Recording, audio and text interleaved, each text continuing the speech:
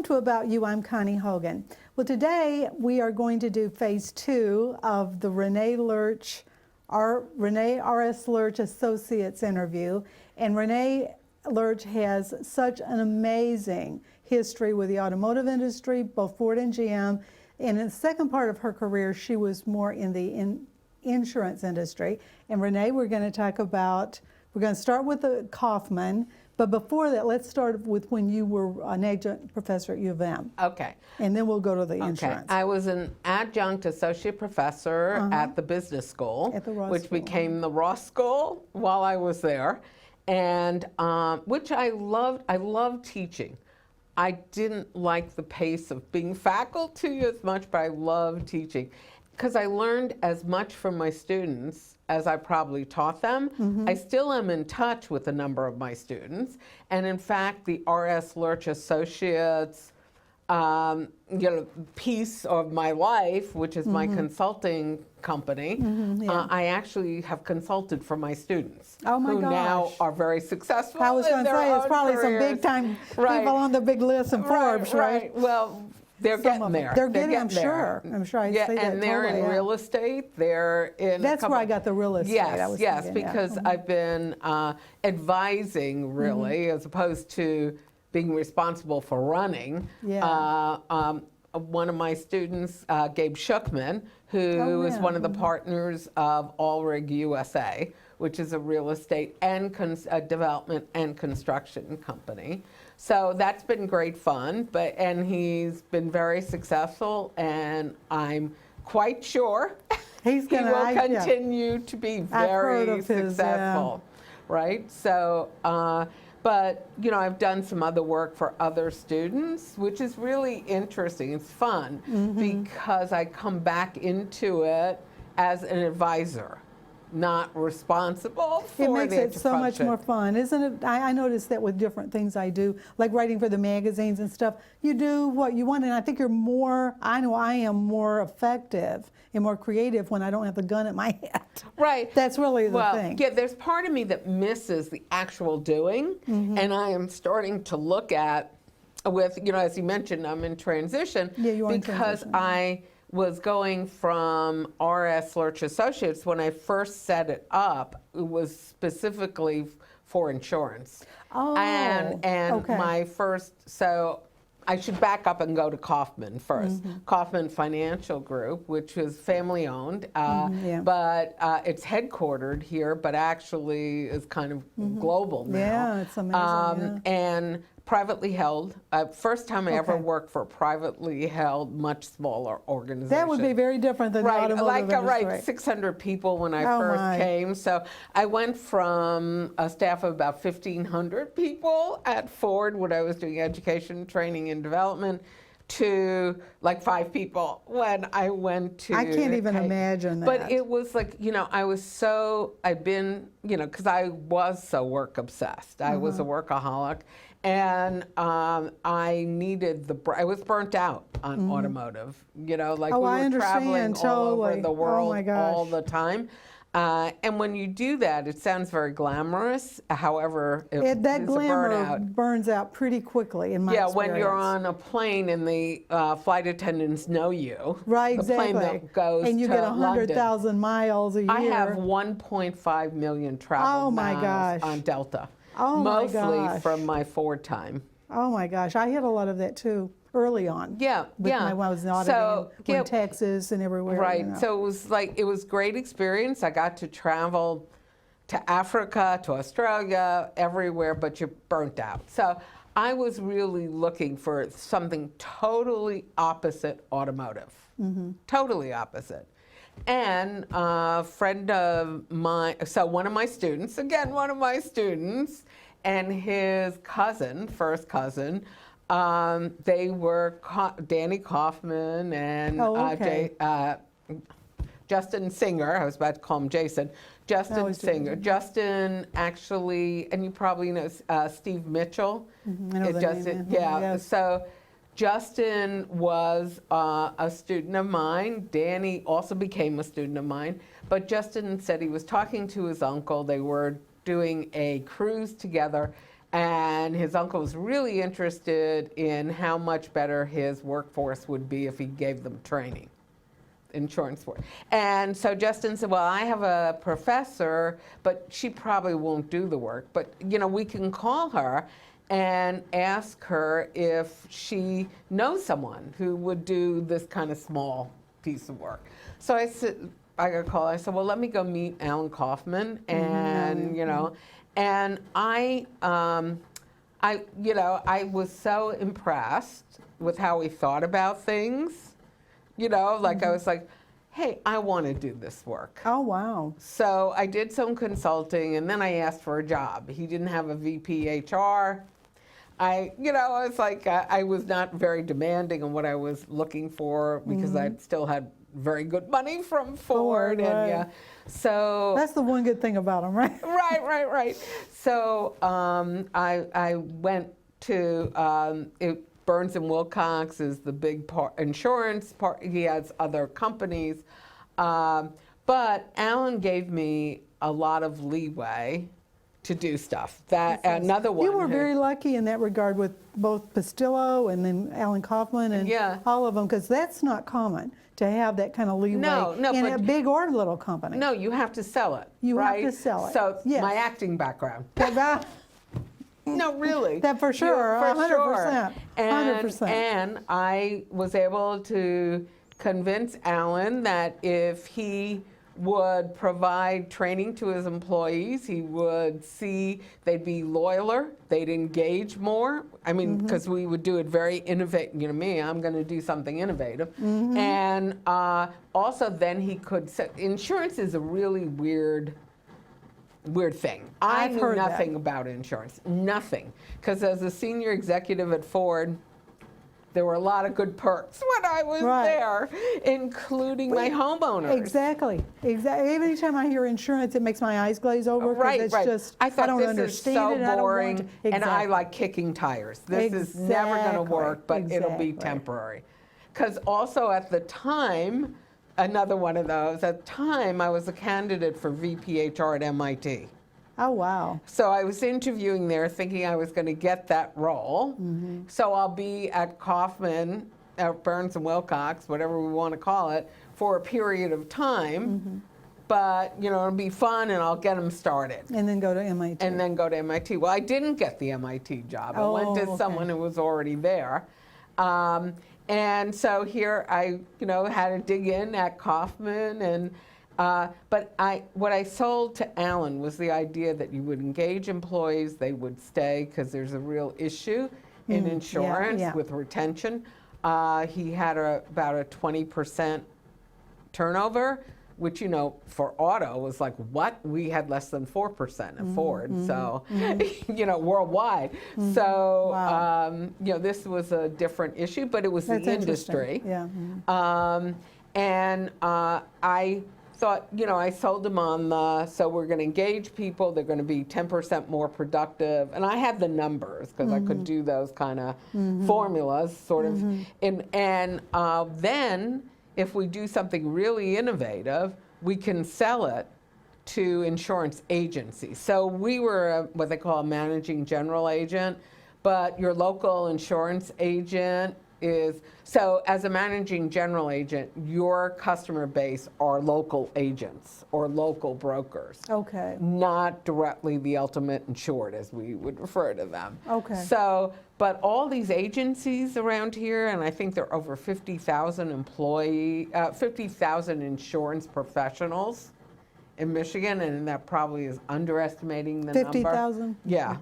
Because all these people who work in these local agencies, there was no central place for training for them. Oh, okay. So it wasn't like auto. So at auto, we would develop these wonderful training programs, skill development programs, as well as leadership and management development, but then we'd sell it to our suppliers, right? So the suppliers got something they didn't have to create, and it worked. But there was, because the OEMs were a provider of those kind of resources.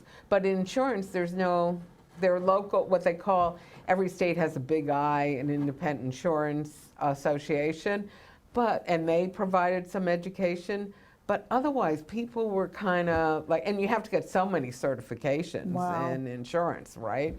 So people were always struggling to where to go, where do I go? So I said, Alan, this is a wide open, nobody else is there. We could design something that would be like a learning portal that could be both 24/7, virtual. Wow. And we'd put it together, and over time we'd have a new to insurance group, we'd have an underwriting training program. We could do on-site education, virtual education, do the extended education people have to take, continuing education credits. We can provide all that, and they can just log in and register and go anywhere in the system. It took quite a while to develop that. That's a biggie, yeah. Right, and we went through several learning management systems, but nobody had it. Nobody, it was like, at the time, Burns and Wilcox, Kaufman, was known to do these great education programs. And my friend who I recruited, who has now retired, but Marla Donovan, said, Renee, you don't understand what you did for the insurance industry, because they had nothing. And you brought real management development programs. We started an emerging leaders program. We started an advanced management program, but it was all stuff I had done in large companies. Wow. Adapted down. But Kaufman Institute was really quite impressive. And it won, and I was a judge for 11 years on what they call the BEST Award, which is a global award provided by the Association for Talent Development. It used to be ASTD, and then it became ATD. And it's a global, so IBM used to win, Ernst & Young used to win, all these Indian companies used to win, Tata, that's how I met Mr. Tata, and did some consulting with Tata. Right. But, so it was but nobody, Kaufman Financial Group was not even in that realm, really. So we applied, usually you had to apply 2 or 3 times. Of course, I had to recuse myself, I couldn't judge us. But usually you had to apply 2 or 3 times to even get to be a best winner. And we won the first time we applied. Gosh, wow. So, it was quite amazing. So now let me ask you this, is Kaufman, did they sell State Farm in those? No, or is it completely separate? Completely separate. I never hear of them. I never hear of them. No, you would never hear of any of these companies, right? So, because who knew insurance? I certainly did not. I barely know State Farm and Farm Bureau. So, now I know it because I spent over 10 years in it. I've heard of Kaufman Company, though. Right, a lot. Yeah. So, but it's special. So let me start with specialty insurance. So specialty insurance is higher risk or unusual risk, like Lloyd's of London. Okay. Do they do aviation? Okay, but mostly truck, commercial, high value homes. I see. So what happens is you go to your agent. You happen to have a very expensive home, and you want your agent to find the best coverage for you. And they would go to they would go to Kaufman. Got it. Yeah. Right. So we served agents and brokers. We didn't serve the ultimate insured. It's not facing the public. No, it's facing agents and brokers. Correct. But not facing the average person. Because it would be more of a niche thing for the niche. Wealthy, whatever. Yeah. But it's unusual. It's like we did a lot of bars, we did tanning salons, So it's an interesting side of insurance, right? Higher risk or unusual risk. So, but still the basics were the same for the insurance. So at the point we built Kaufman Institute, we made it a company of Kaufman Financial Group. unfortunately, I only lasted like another 6 months, and it was really time for me to go. They were, Alan was stepping back, his children were moving in. Okay. Whenever you have that kind of transition, it's a mess. It's like Dynasty and Right, it's Dallas. right. And it was really time for me to go. But at the time I left, we had already, in 6 months of existence, we already had, I think, about 600 clients. Wow. So we had association, and then of course the pandemic came. Because this was all happening, the pandemic was starting as I was leaving. Okay. But, so we would have really raked it in, but once I left, it sort of was not the same. And they didn't have the drive. Really, they didn't have the vision to continue it. But what it said to me, and the reason I'm talking so much about it, is that we could do that for professions. Right. For not these large companies, which have all the resources in the world to, well, not all the resources, but They to used train, to. they used to train people. But all these people who are in things like insurance or even entering medical, that field, we could do these learning portals, which would create, so they could both do in-person classes, they could do online classes, they could do 24/7, what we call asynchronistic learning. That notion I still have. So I've been talking with Lawrence Tech for a while. I think the president there, Dr. Sobe, Tarek Sobe, really wants to be innovative. And now he's 3 years into the presidency. So I know I'll continue to talk to them because I have a good friend who was there, left, and is now going back, I believe. She may already be there.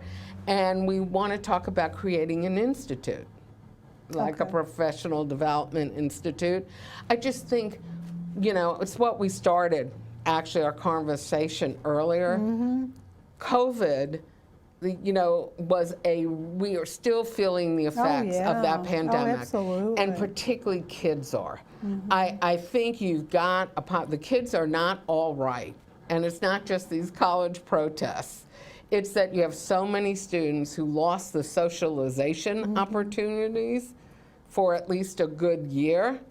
Then now we have, all this absenteeism going on because they got used to not having to be in school, just like people are working from home, which also concerns me on how you're building corporate culture, and getting people aligned. Don't you think maybe I don't know if you've thought about this, but the fact that the Renaissance Center, now GM's moving out of there, because there's so fewer employees or whatever. Right. And I wonder if that all ties in somewhat of that, I assume. Oh, yeah. Because I don't know what they're doing now, but for a long time, they were only 2 days in the office or whatever. In fact, I have a friend with Blue Cross, and I think they're only like 2 or 3 days in the office. Right, and I also know that Ford is still remote. They hired a lot of people for remote work. So I think we've got a whole issue of culture. I know Ford redid the rotunda as an open space for people to come in and work when they are in the office. But I just think this is we don't know the full effect. We don't know the full effect. And I do think it's a problem, particularly for young people who don't know what they want to do. And my friend Amy, who was at Lawrence Tech, was like, she has a son like that, who's like, he doesn't know what he wants to do. He's very bright, he thinks he knows, but he doesn't know what to do to achieve it. Right. I mean, the whole socialization. Which is huge. And how do you work with teams? How do you work together? What can you say, not say? These kids, they live on text. You and I were talking about that earlier. Yeah, so I mean, I think, we really need to look at that and look at innovative ways. And my focus is really on how do you engage people. The first step is engagement. So I am starting to think about, so what could I do next? You know, now I'm in the fourth quarter of my career, is how I would put it. But that doesn't mean I'm not going to do anything. Right, right. And you have so much great experience that's kind of unusual, as I said earlier. You know, I mean, we all have our own set of stuff, but you definitely have in-depth experience in the automotive, the insurance, somewhat in the real estate. And yeah, it'd be a shame to let that waste. Well, right. You know. And I think we do need to look at, I think it's a big issue, how are we training people now to be effective in their roles? Right. And I think there's a lot that could be done. There's a lot of federal money for it, actually.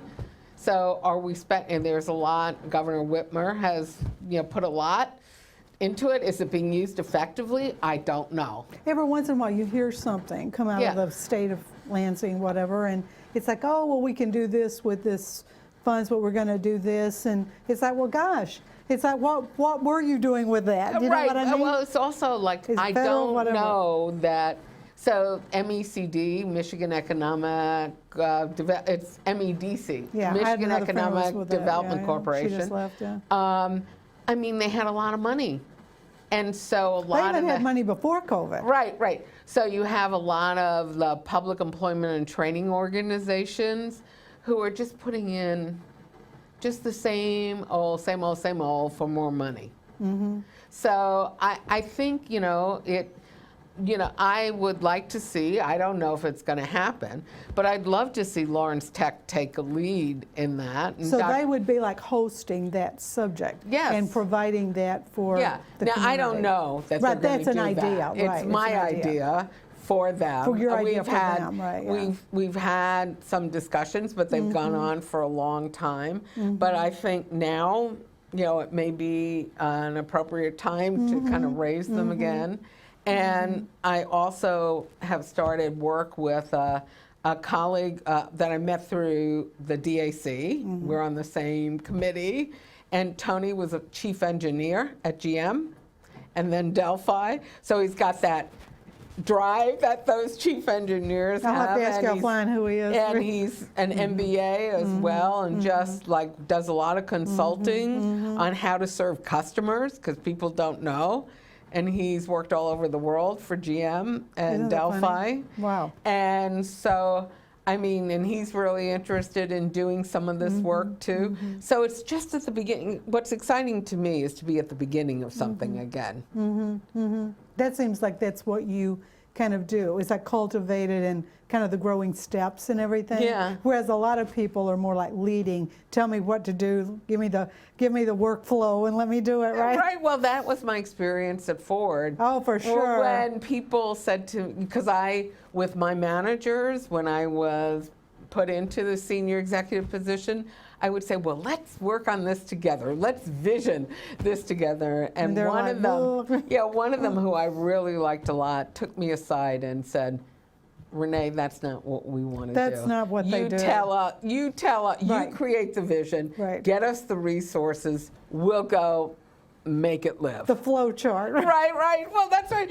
So, because they're engineers, right? So. But you know, and listen, I can say this because I'm certainly a product of that system. That's what they wanted and that's what I wanted. It was just tell me what to do and I can check it off and you get there on time, you're 30 minutes early, you do it every day. And you know, people will tease me, some of my old Notre Dame friends who were like you, more like visionary people. I'm not saying I'm not visionary, but at the time I was trained that way, that you do what you're told and you do it well and it's on time.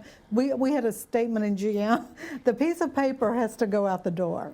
Right. Piece of paper has to go out there, even in the lobbying area, which was a lot more, I would say, creative and innovative than a lot of the finance staff. I shouldn't be saying this, but I mean, it was like, you know, you do this, check. And people were discouraged from being innovative. Oh, totally discouraged from being. But totally discouraged. Totally. Because it's like you're a rebel rouser. Right, except if you could get to the ear of a senior person. If you can, but that's a big mouthful. And if you did, here's the thing I could write a book about. If you're in with those guys, what if something changes? then you're really in trouble. Right, no, right, because you're with, you're affiliated You're right. with whoever you're affiliated believe with. me, I know right? that. And I know that too. Yeah, we all know that, I guess, But at I some point, think I do think that for me, I would say maybe I was always like that, but definitely coming out of Harvard. Right. I was like, we're not taught to, we're taught to ask questions and find answers, not to just do. Right, right. That's true, So yeah. that was the orientation I had. I think at Notre Dame we were taught to do. Right. No, but, I think some of them were, but no, but at maybe not Douglas, me. be a teacher. Right. Or go on to grad yeah. school. And I mean, yeah. Right. That was it, right? But I look back now, and you hit a really interesting point, because I look back and I think, wow, I was so cookie cutter. And I think I've gotten smarter in recent years because I was so held down. Not held down, but just, it was my mindset that I wanted a certain thing, and it served me well at the time. Because a lot of my really smart friends, I can't even tell you those stories, from Notre Dame who never really did anything in business, they just, because they couldn't find the right niche and avenue. But I would say that Right. the person I thought was smartest at the and a doctoral student at the Harvard Graduate School of Education never could finish her degree because she wanted to write about Western world civilization.